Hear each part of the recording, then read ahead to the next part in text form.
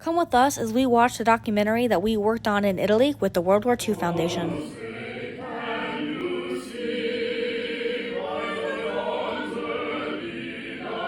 So we just watched our one of the films we shot in Italy on the Tuskegee Airmen. Return to Roma Telly.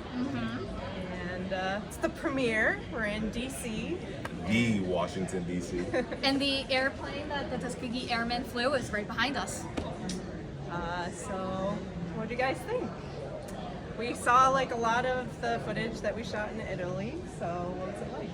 It was nice saying that I was there, to be able to walk in those footsteps, to feel like I filmed there and I was there and I filmed some of that, but it was really amazing. What about you? It's just like I'm speechless to just watch the legacy of what the Tuskegee Airmen got to do in Italy, and then to see the impact that it has on not only like the Black experience then, but the Black experience now, and to just watch people come away from the film feeling as if, you know, they really did play a part in how America looks the way it does today. And so I just feel grateful that I got to lend myself to the documentary on and off camera.